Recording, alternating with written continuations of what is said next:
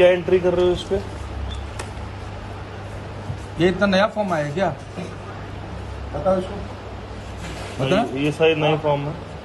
UP के नोएडा से एक बड़ी खबर सामने आ रही है। आपको बता दें, सुपरटेक केप टाउन सोसाइटी में एक धांधली का मामला सामने आई। बड़ी खबर सामने आ रही है। आपको बता दें, ये बड़ी जानकारी सोसाइटी से सामने आ रही है। इसका वीडियो भी सामने आया है। क्या है पूरा मामला, इसकी ज्यादा जानकारी देंगे editor in chief Neeraj Sharma. Neeraj Sharma, ये बड़ी धांधली का मामला सामने आ रहा है, क्या है आपके पास जानकारी? बिल्कुल, केप टाउन सोसाइटी है सेक्टर 74 नोएडा में, जहां अपार्टमेंट ओनर एसोसिएशंस के चुनाव होने जा रहे हैं और इसी चुनाव को लेकर के इलेक्शंस ऑफिसर आशीष सिंह की तरफ से एक ऑर्डर जारी किया गया था। इस ऑर्डर के मुताबिक कोई भी फॉर्म जो मेंबरशिप के लिए होगा वो चुनाव समिति के पास जमा करना होगा। आशीष सिंह ने इसके लिए बाकायदा 10 सदस्यों की जो रेजिडेंट हैं नोएडा सेक्टर 74 केप टाउन के, उनकी एक समिति बनाई थी और इसी समिति को इस बात की जिम्मेदारी दी गई थी तमाम फॉर्म के कलेक्शंस के लिए। लेकिन 20 तारीख वो आखिरी तारीख थी जब तक फॉर्म को लेना था। लेकिन अब जो मामला सामने आ रहा है उसने 20 तारीख की जो तय समय सीमा है उसको भी क्रॉस कर दिया गया है।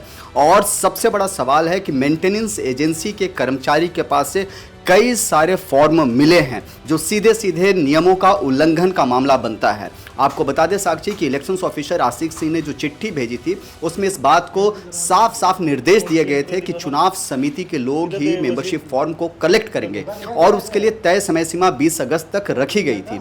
लेकिन 20 अगस्त के बीत जाने के बाद भी आज 22 अगस्त में है और 22 अगस्त को मेंटेनेंस एजेंसी ग्रेविटी के कुछ कर्मचारियों के पास से 15 से ज़्यादा फॉर्म मिले हैं। कुछ रेजिडेंट्स जो मेंटेनेंस एजेंसीज के दफ्तर गए थे वहां अचानक उन्होंने छापेमारी की और इसी छापेमारी के दौरान कई सारे फॉर्म जो है, जो जानकारी मिली है कि करीब 20 फॉर्म जो हैं उन लोगों के पास से जब्त किए गए हैं, मिले हैं। हालांकि उन फॉर्म को दोबारा मेंटेनेंस एजेंसी के लोगों को ही वापस कर दिया गया। लेकिन सवाल ये है कि क्या पर्दे के पीछे से एक बड़ा खेल खेला जा रहा है? क्यों इलेक्शंस ऑफिसर आशीष सिंह की आदेश की अवमानना की जा रही है?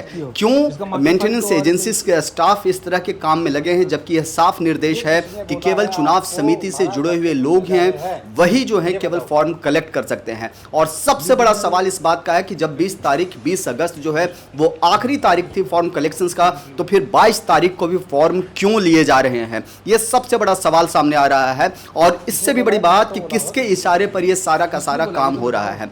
आपको साक्षी इस बारे में और विस्तृत जानकारी देते हैं, लेकिन पहले एक बार वो वीडियो देखिए जो वीडियो हमारे पास फ्लैट ओनर्स ने ही भेजे हैं, सोसाइटी में रहने वाले लोगों ने ही हमारे पास भेजे हैं। जरा उस एक्सक्लूसिव वीडियो को देखिए। एंट्री कराने के लिए ना। कौन सी एंट्री दिखाना? इधर दे वसीम, इधर दे। दिखा इसे।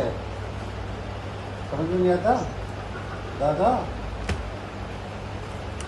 क्या एंट्री कर रहे हो इस पे? ये इतना नया फॉर्म आया है क्या? बताओ इसको। बता। ये शायद नई फॉर्म है। सब नए फॉर्म है। एक काम करो, उसको फोन करो ईओ को। हेलो, वीडियो बना नहीं वो तो बना लिया मैंने। अपडेट कर रहे हो सर ये डेटा को अपने फाइल में भी? ये अपडेट है। किसे बोला? ये कब किया है अपडेट? आज किया हो? इसका मास्टर फाइल तो और है कहीं। मास्टर फाइल बनी कहाँ है? ये किसने बोला है आपको महाराज? हम ये पूछने जा रहे हैं, ये बताओ। लिस्ट दिखाना यार। इसमें एंट्री हुई।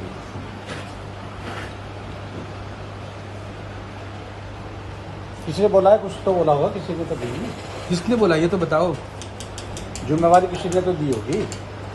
जिस तरह से नीरज जी वीडियो में साफ तौर से देखा जा रहा है, काफ़ी सारे फॉर्म हैं और रेजिडेंट्स बोलते हैं कि आप फॉर्म दिखाइए और फॉर्म दिखाते हैं और उनसे पूछते भी है, लेकिन जो मेंटेनेंस की टीम होती है वो कुछ भी बताने पर राजी नहीं होती है और ये वीडियो में बाकायदा देखा जा सकता है। अब आप कह रहे हैं कि इलेक्शन ऑफिसर की तरफ से ये नियम लागू किए थे। नियम तो सबके लिए बराबर है। उन लोगों के लिए देखिए ना जो 20 तारीख की जिनके पास डेडलाइन थी वो अपना दफ्तर छोड़कर, अपना काम काज छोड़कर वहाँ पहुंचे होंगे मेंबरशिप लेने के लिए। लेकिन ये जो 20 तारीख बीत जाने के बाद भी जो ये बड़ी धांधली सामने आई है, ऐसे लोगों का अब क्या होगा? क्या इन पर कार्रवाई की जाएगी? देखिए, सवाल सबसे बड़ा है कि क्या इन पर कार्रवाई होगी। बहुत सारे रेजिडेंट से हमारी बातचीत हुई है, उन्होंने इस मामले में एफआईआर दर्ज करने की मांग की है। और सबसे बड़ा सवाल कि क्या पर्दे के पीछे से बड़ा खेल खेला जा रहा है। वो बार बार सवाल, जैसा आपने कहा साक्षी, कि 20 तारीख को मैं खुद वहाँ मौजूद था और कई लोग जो हैं 8 बजे के बाद भी फॉर्म भरने आए थे। कई लोगों को मना कर दिया गया क्योंकि सवाल इस बात का था कि टाइम लिमिट ओवर हो गया था। और अब जब इस तरीके से खुलेआम कई सारे फॉर्म्स मिले हैं तो सब पूरा सवाल सिस्टम पर उठ रहा है। सवाल इस बात पर उठ रहा है कि क्या जो अपार्टमेंट ओनर्स एसोसिएशंस के चुनाव जो होने जा रहे हैं वो करीब 7 साल के बाद होने जा रहे हैं, और इतनी बड़ी इतने देर के बाद भी जब चुनाव हो रहे हैं तो क्या वो धांधली में होंगे, क्या वहाँ पारदर्शिता का अभाव है। और सबसे बड़ा सवाल कि उन रेजिडेंट्स का क्या होगा जिन्होंने कोशिश की थी कि 20 तारीख तक जमा कर दे और वो नहीं जमा कर पाए, उनके फॉर्म्स नहीं हो पाए, तो क्या उनको अलग से समय मिलेगा। ये कई सारे सवाल हैं। और पर्दे के पीछे से जो बड़ा खेल ग्रेविटी मेंटेनेंस एजेंसी जो खेल रही है वो भी सवालों के घेरे में है कि वो किसके इजाजत से वो लोग फॉर्म कलेक्ट कर रहे थे। कहीं ना कहीं कुछ तो धांधलीबाजी हो रही है और ये वीडियो जो है उस बात के संकेत हैं कि चुनाव में बड़ा खेल हो रहा है। वो कौन लोग हैं जो चुनाव में बड़ा खेला करने की कोशिश कर रहे हैं, वो कौन लोग हैं जो पारदर्शिता को तोड़ रहे हैं, वो कौन लोग हैं जिनकी मिलीभगत से इस तरह का चुनाव में बेईमानी का काम किया जा रहा है। ये सब सवाल के जवाब अभी आने बाकी हैं। सवाल इलेक्शन ऑफिसर आशीष सिंह से भी है कि क्यों उनकी आदेश की अवहेलना हो रही है और वो चुप हैं, खामोश हैं, क्योंकि तमाम सवाल तमाम रेजिडेंट्स इस बात को पूछ रहे हैं कि अगर इलेक्शन ऑफिसर्स की तरफ से इस तरह का आदेश जारी किया गया है तो फिर आदेश को तोड़ने वालों पर इलेक्शन ऑफिसर की ओर से क्या कार्रवाई की जा रही है। ये बड़ा सवाल है साक्षी, और आने वाले वक्त में इसका जवाब मिलना मुश्किल है। लेकिन देखते हैं कि इस पर क्या सरकार प्रशासन की ओर से क्या किया जाता है। जी नीरज जी, बहुत बहुत धन्यवाद आपका। तो ये बड़ी खबर सुपरटेक केप टाउन सोसाइटी से, जहां पे एक बड़ी धांधली का मामला सामने आया। बकायदा इसका एक्सक्लूसिव वीडियो ONOG न्यूज के पास है। क्या ऐसी धांधली से वहां पे चुनाव हो पाएगा? पल पल की अपडेट आप तक पहुंचाते रहेंगे। आप बने रहे हमारे साथ और देखते रहें one nation one group news.